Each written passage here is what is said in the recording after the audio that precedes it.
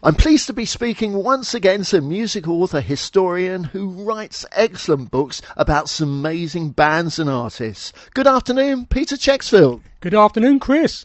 Now, Peter, you've written over 20 books, which is amazing. So this new book it's called The Swingin' Blue Jeans, Hippie Hippie Shape. Why did you choose to write about the Swingin' Blue Jeans?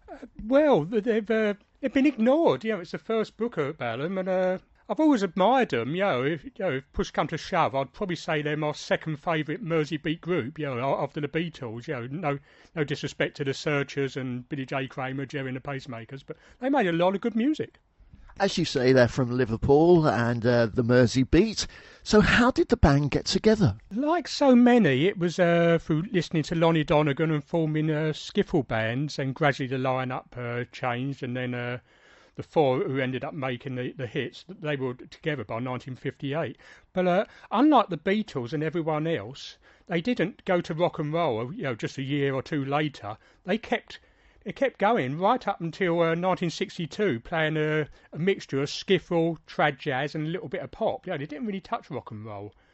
And, I'll just touch on this briefly. And what happened was Paul McCartney, they'd become friends, and Paul McCartney recommended the owner of the Star Club to book they just called the Blue Jeans at the time, to book the band.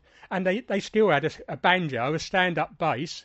And I was speaking to Ray Ennis, their lead singer, recently, and he said basically they were booed off stage and they had another 6 weeks to go. But they got together with other musicians who was on the bill, other Liverpool groups, I think it was the Undertakers and King Size Taylor or someone like that, and they loaned them instruments, and they basically knew a bit of rock and roll, so they didn't become a beat group until September 1962, and it was literally overnight. So they've really got Paul McCartney to thank for that. Yeah. I think Paul McCartney owed him a favour. Something I didn't realise till I was researching this book, how popular they were in Liverpool before they were famous. Although they was playing this strange mixture of music, which wasn't really beat music, they were very popular. And the Beatles, I believe, played at the Cavern 282 times. The Swingin' Blue Jeans played 381, so 100 more times. And up until, I believe it was early 1961, the Beatles were only playing lunchtime sessions, just to the office workers. And the Swingin' Blue Jeans had their own evening spot. I think it was twice a week. And they booked the Beatles, bottom of the bill, supporting the Swingin' Blue Jeans for their first evening show at the Cavern. And that's when the Beatles, or the Silver Beatles, whatever they were called at the time, really took off. So Paul McCartney sort of owed them a favour. Oh, that's a great story. And of course, the book goes from 1957 almost to the present day. Now, the Swingin' Blue Jeans, they were very successful with one big hit in the 1960s. Yeah, the big one really was the Hippie Hippie Shake. Got to number 2. I can't remember offhand which was number 1, which stopped them. But they also got to number 24 in the USA. But unlike the Beatles, obviously, and Jerry and the Pacemakers and the Billy J. Kramer, they never went to America and capitalised on that, and they was offered the Ed Sullivan Show, and they had a tour booked instead in Scandinavia. I believe it was Denmark, and instead fulfilled these dates because they had a manager who stuck to his principles, said I'm not cancelling these, and they missed the boat because of it. But yeah, Hippie Hippie Shake was the one worldwide hit, really. Yeah, and that's the one probably we know best today, isn't it? Yeah, and another one very popular, and it got to number 3, You're No Good. A lovely, cover of a soul song, really, and that's a fantastic song. And they're their big 2, but they also had Good Golly Miss Molly, got to number 11. Don't Make Me Over, a lovely version of the Dionne Warwick song, got to 31.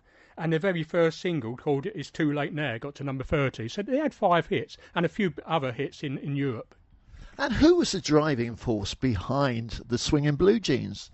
Ray Ennis, really. Ray Ennis was the lead singer and the rhythm guitarist, and he kept the band going just till a few years ago. But they also had Ralph Ellis, a similar surname, Ralph Ellis, not Ennis, and he was did some lead vocals and played lead guitar, and Norman Colk, who was a drummer, and Les Braid, who was a bass player, and And Les Bray died about 20 years ago, but I did a bit of a scoop with this book.